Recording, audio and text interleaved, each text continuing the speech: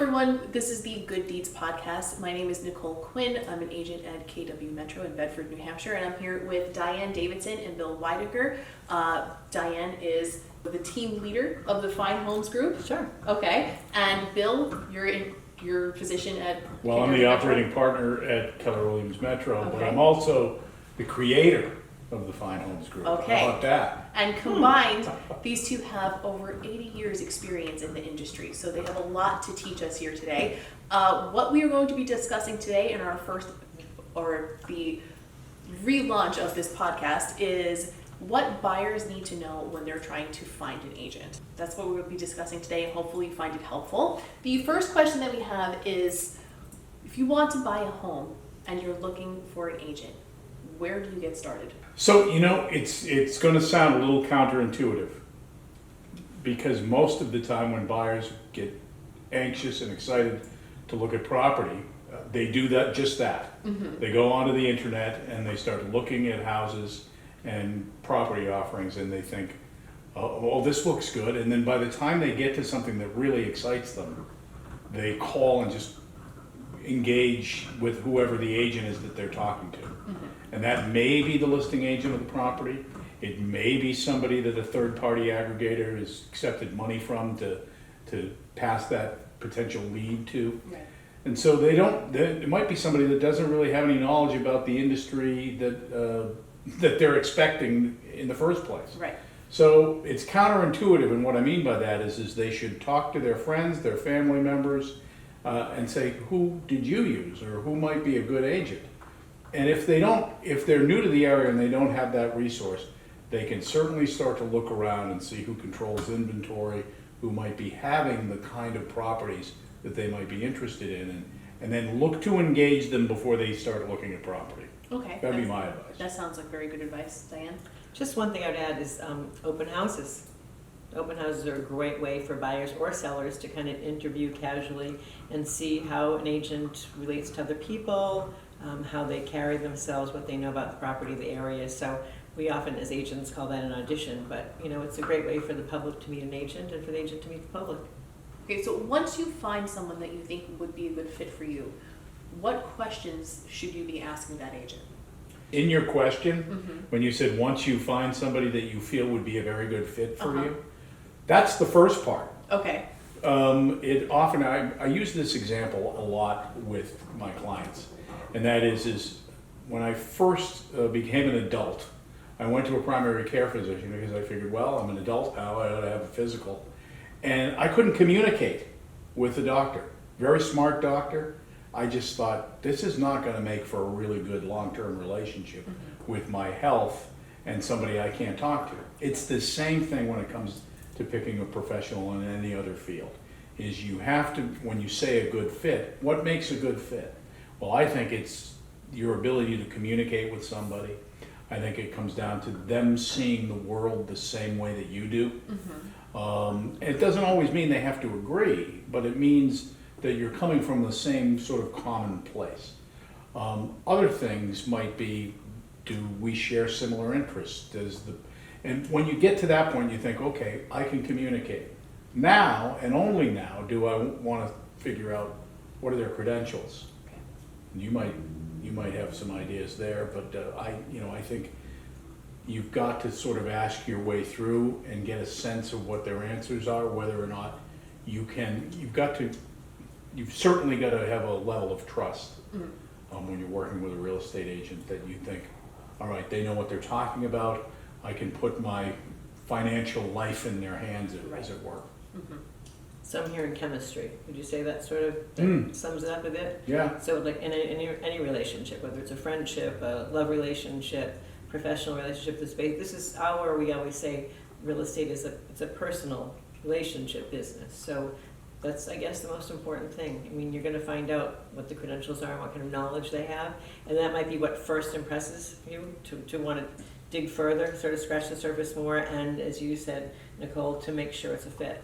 So I think first you're sort of looking at the professional, or if you will, and trying to understand what they bring to the table as a professional, and then when you think that works, you want to make sure that that the relationship is going to feel comfortable. It's an emotional, it is an important and emotional process that someone goes through when they buy or sell a home, and so that just has to feel right. You have to have a partner in it. Yeah. And in that chemistry, I also believe that if, from my perspective anyway, not of finding a real estate agent, but finding any professional, one of the things that really brings it home for me is when I ask a question that they may not know the answer to. And they'll give me an answer that says, you know, I'm not sure, let me look into it and get back to you. Right. As opposed to something like, well, I'm 95% sure you might be able to do that. That's not what I want. And that's not what you should want if you're a buyer, is you want good answers. And it doesn't mean that I'm always gonna have the good answer, the right answer. I think that most people are willing to wait for accuracy, and what they want from their professional is somebody that says, I know what I know and I know what I don't know. Right. And more importantly, I know the difference between the Okay, so I'm seeing a pattern develop here. Usually I'm the talkative one, but I'm listening, and I do love the wisdom that you're imparting. And then I can think, okay, the word that sums it all up. So first was chemistry, and then I hear honesty. What he said, honesty. I think words ending in Y. why? I'll take 400 for 400. So but I'm hearing all of this, and I'm thinking if you had to summarize it in a word, that honesty is what you're talking about. You know, it's admitting when you don't know something, and just starting the relationship off in a truthful way, because trust is the most important thing in this dynamic, in this relationship. Yeah, it should begin there. Yep. And yes, I do also believe, Nicole, that knowledge is important. Of course. And that may be next in the order, but it's not first in the order. Right. At least not for me. I mean, I want somebody who knows what they're talking about, but I really want to have some chemistry and some honesty, as you said. Those are two good ways. Usually I'm better at summing things up than you are. So I should stop making up answers. Is that what you're trying to say? Go ahead. Okay. I need a question first. Okay, that's your Okay, so a lot of people nowadays go on the internet, like you mentioned earlier, and they start looking around themselves, and I think a lot of them get the impression that they don't need a buyer's agent at all. Why do you think it's important for people to be represented by a buyer's agent when they're looking for a home? to navigate. So looking for a home is one thing. Looking at homes is part of the process, but understanding values, understanding particularly how to negotiate. There are lots of steps between seeing a picture of something you want, or what you think you want, or 42 pictures, whatever they can see on the website that they're on, and buying that home and being happy with how it transpired. There were many, many, many, many steps, and it's just not something that the average person should navigate, even if they think that they can navigate. Okay. It is a complicated, complex financial transaction wrapped up in an emotional decision. That's true. So if you think about that, your emotions can get in the way of making a good financial decision. Your finances can get in the way of helping you navigate a good emotional decision. And so you really have got to have, in my opinion, an interested third party, but not so emotionally attached. Right? So what does a good real estate agent do for the process? They help guide you, as you said, they help guide you through this. Here's what we need to, here's the next turn in the road. Okay. Here's what we need to focus on. Have you thought about this? See, the majority of buyers and sellers, the National Association of Realtors does a study annually. It's called the Homebuyers and Home Sellers Report. And the majority of buyers and sellers that navigate a transaction by themselves without the assistance of real estate agents, say they would never do it that way again. That says something to me. The vast majority. Yeah. Not just 51%. No, it's not. Yeah, it's not 88 or 90. The scale is not slightly tipped. Yeah, right. And from a buyer's perspective, what I look at is that you're not only navigating your financing, you're not only navigating this, there might be a home inspection involved, there might be an appraisal involved, there might be a whole bunch of other things that go into this process that if you're a first-time home buyer, you've never thought of before. Finding a home is where all of this begins. And for most buyers, they think that's the beginning and the end of it. Right. It's the beginning of the I beginning. don't know if this, and there are other, there are certainly other professionals that sort of, if we assemble a team, if you will, home inspectors and title companies or attorneys in Massachusetts, for instance, lenders, sometimes contractors, or all sorts of people that we have relationships with. So there's a lot of skin in the game when it comes to those partners. But this might be too soon to. I'm just going to put it out there. In New Hampshire, there are over 100 blanks in the contract that we call it a purchase and sale agreement. That is the offer that's made. Over 100. Only 2 deal with price. One the typed out in the numerical version, and one the written word. Well, what we're adept at is going through and understanding how those blanks ought to be filled out to protect our buyer and also our buyer clients, and also to put them in a position where the seller finds their offer attractive without ever compromising their position. Okay. And we have trained and really are quite adept at helping our buyers be very successful early on in having offers accepted that, by the way, aren't always the highest offers. They're just really clean terms. And it's a win-win. They're clean terms for the buyer too. So that's why someone needs the right buyer's agent. This one's a little bit of a juicier question. What are some red flags that people should be aware of when they're looking for a buyer's agent? Wow. Who should they avoid? Not us. Of course. It's a juicy one. I'll give you one that would be a non-starter for me. Okay. In a market like this, speed and urgency is very important. Mm-hmm. And so not being able to get to properties quickly enough is very important. Okay. So answers like, I can't show it to you this weekend, might not be good for you. What I mean by that is that it's okay for somebody to be booked solid. Right. If I'm showing you homes all weekend long and we're booked from Saturday through to Sunday, and I have another client who wants to look at houses, I better have a solution for that other client, right? And so that's the most important thing. So getting people to recognize that the market we're in is very much a market of urgency. Yeah. And so being able to get people the service they need, that would be the first thing would be a red flag for me. Okay. Not a lack of availability. Again, I wouldn't necessarily say it's just experience, because I've seen lots of people with experience not be effective.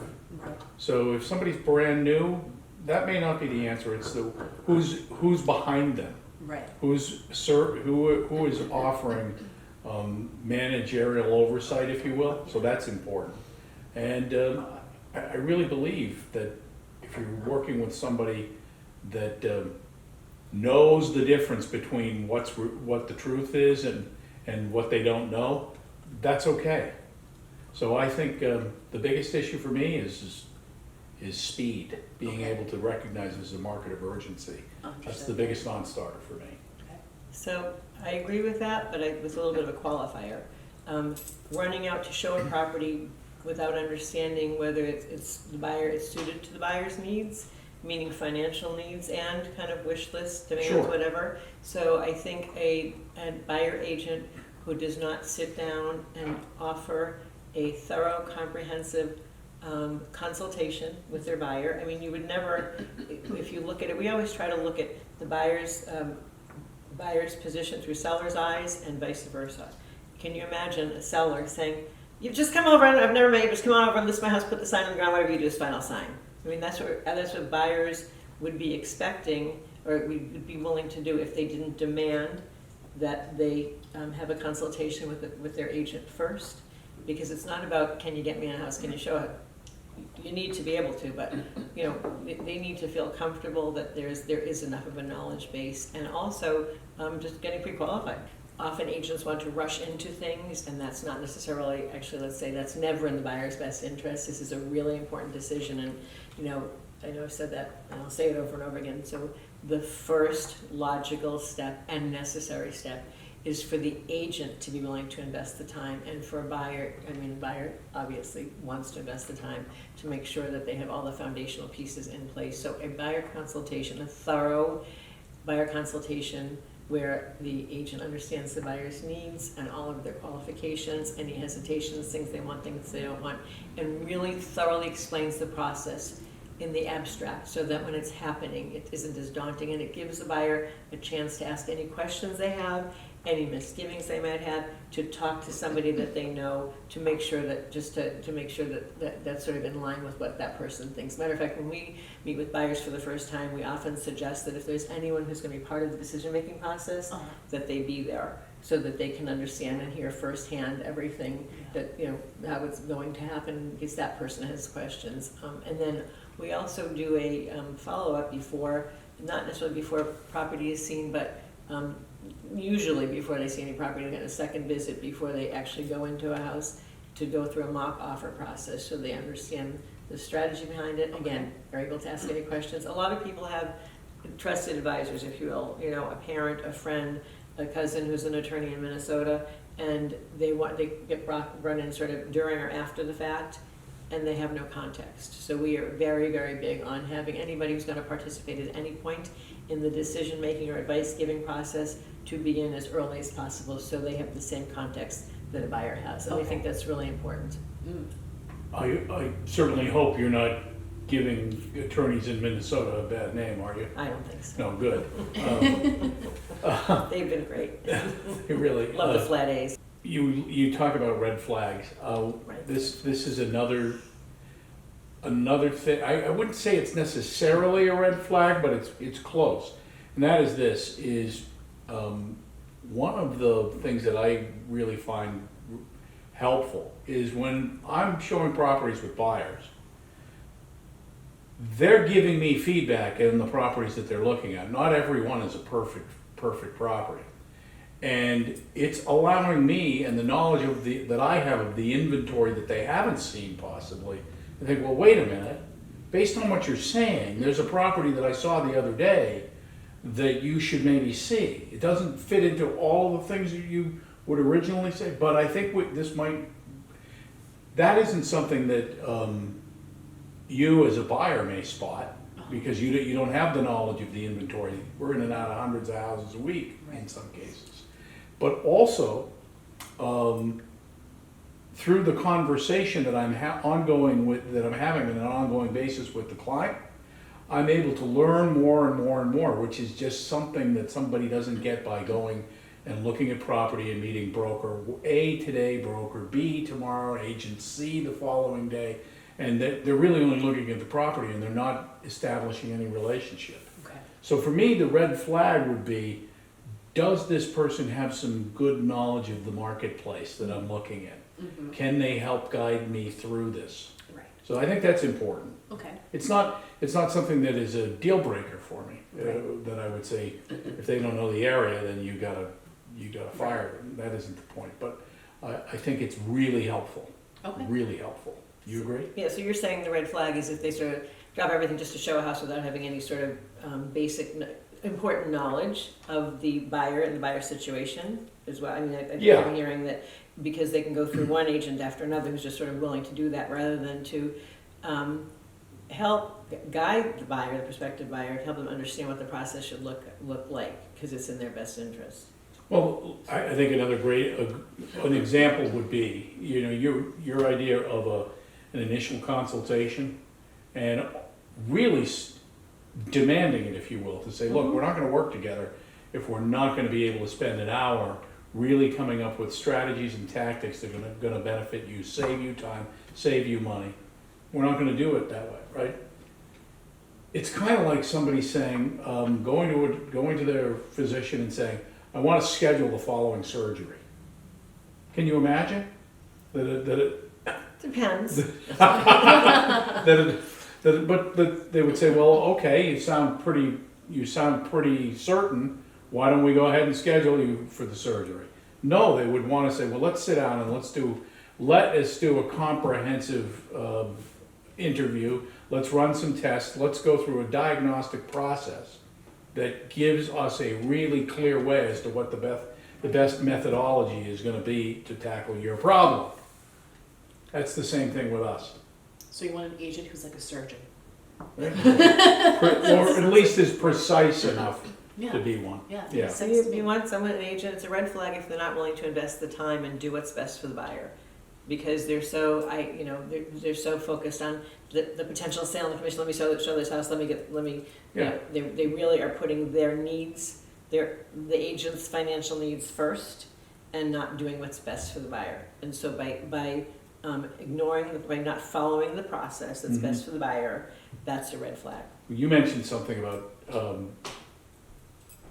knowing property and knowing the client and saying, I don't know that this is going to be for you. Clients really, really like that when they've come to trust the agent they're working with, right? When the agent says, here's why I think this is not going to be the property for you, the following reasons. Now, you might still want to see it anyway. In some cases, the agent says, you can look at it anyway, but I think here's what's going to happen. Right. But that only comes through trust, and it comes over time. Where do people get started with understanding what they can afford and where they should look?